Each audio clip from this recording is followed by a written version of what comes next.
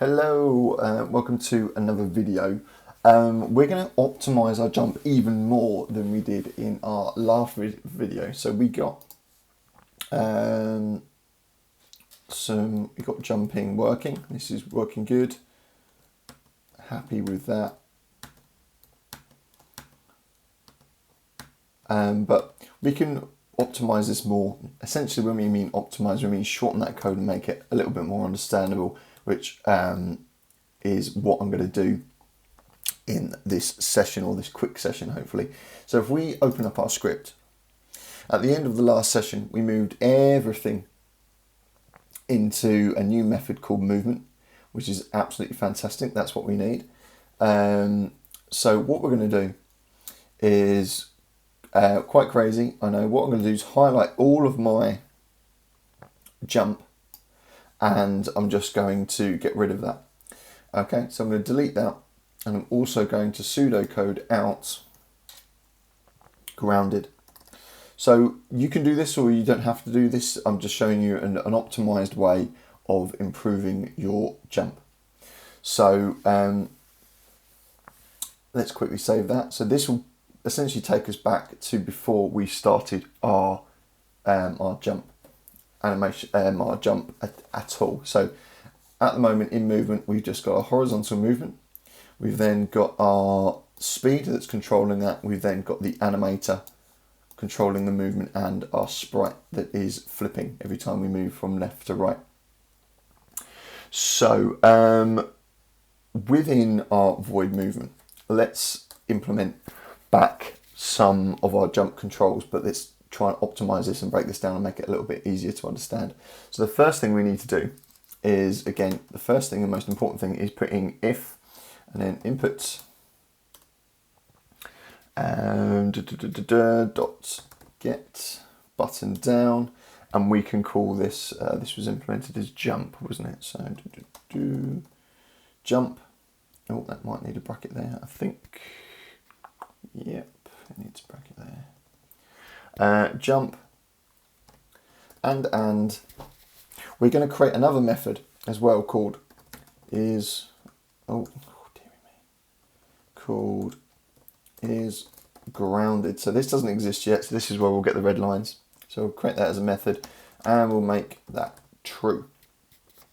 Cool, let's get some curly lines there.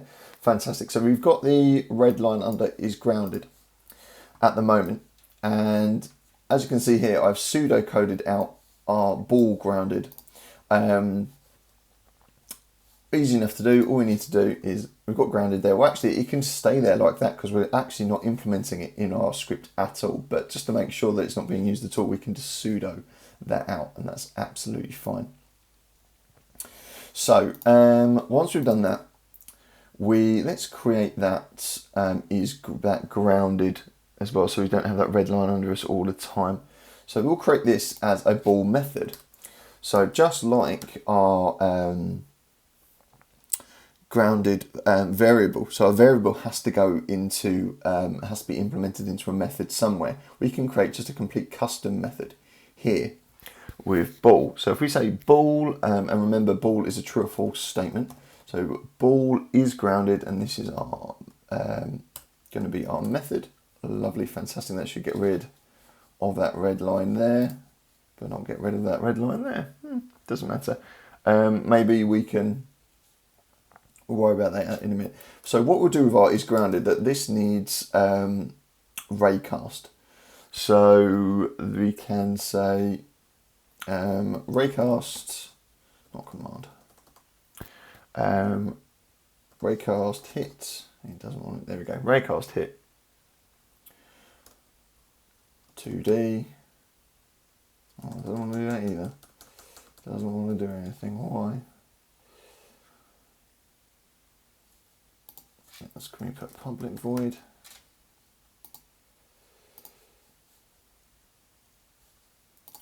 Oh, don't be silly. So what's that saying there? Player is grounded as not copaths and all values. I'm not going to worry about that for now. I'll sort that out in a minute. That'll be absolutely fine. So is this going to allow me to do, there we go, raycast hit 2D, that's what I want. So raycast hit 2D, let's add our hit info back into there. So this is everything we've done before. Physics, if we need physics 2D, dot raycast, and that will be our transform dot position, and then that will be our vector 2, there we go, dot down, and then off was that 2F, I think we put, it might be a bit longer, I can't remember, it might be 3, I can't remember what we wrote, doesn't matter, but we can sort out that bit shift just there. No worries, we then can put back in our hit collider input flow, so we say hit info dot collider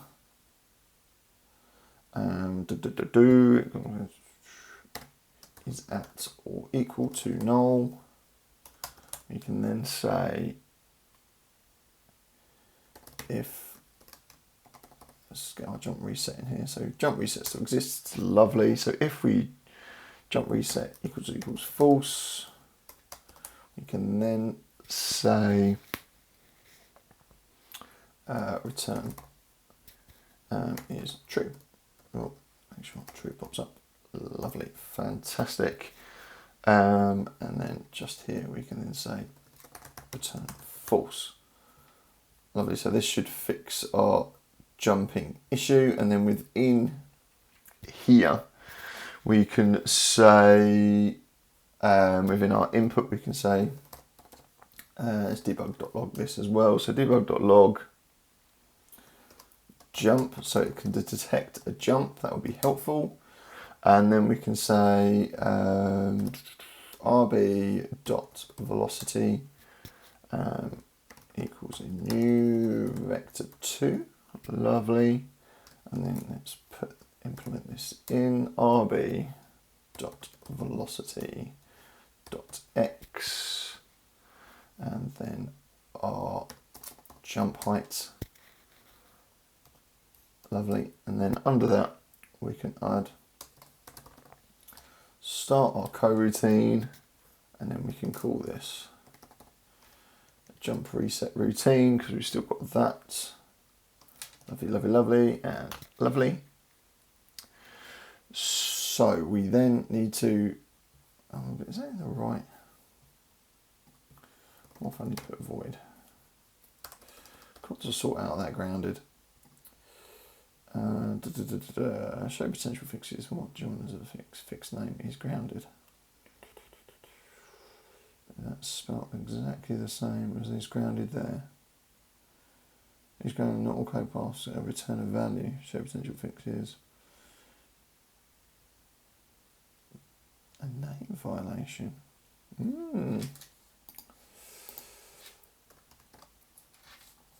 Let's change it. I don't think that will fix it at all. No.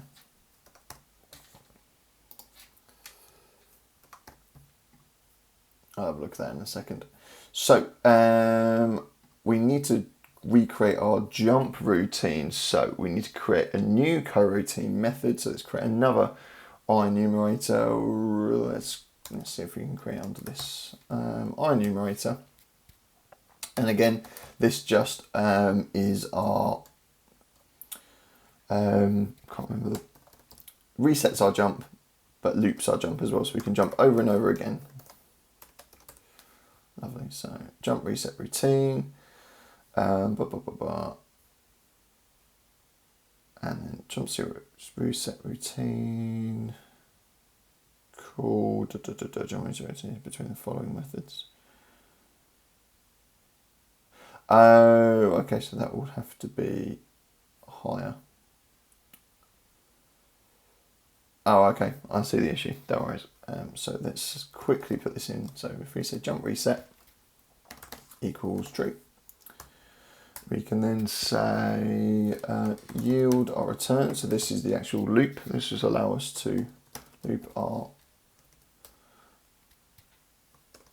jump animation, 1.2F, or our jump movement, and we can say jump reset equals false, not double false, just one false, please.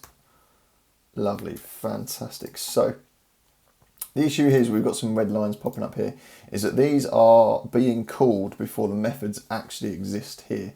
So I think we need to, oh, and we've got our old enumerator there, so let's get rid of that. Let's see what that does. Oh, that sorts out jump routine, but we need to sort out is grounded. So I think it's because is grounded is named here, but isn't actually declared until it's here. So we need to move this up. So what I'm going to do is Command X or Control X, so that cuts it.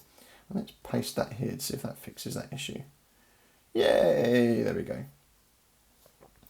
Cool, so now we've got this. Oh no, it hasn't fixed the issue. Plums, what's happened here? So, oh, I'm an idiot. So, we don't need this, well we do need this, but not in this way. So let's quickly delete that, and then we can say return is true, and then we can delete this. Let's bring this up a bit.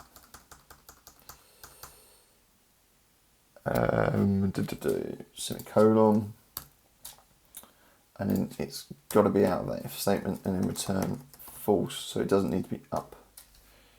Lovely, that sorts that out. Fantastic. Cool, so I might just quickly put this back. So Command X to cut, or Control X, and I'm just going to put it here. Paste it there, and that should all be fine. Lovely, fantastic. So let's save that. Cool. I'm not sure if my raycast line is, oh yeah, my raycast line is not long enough.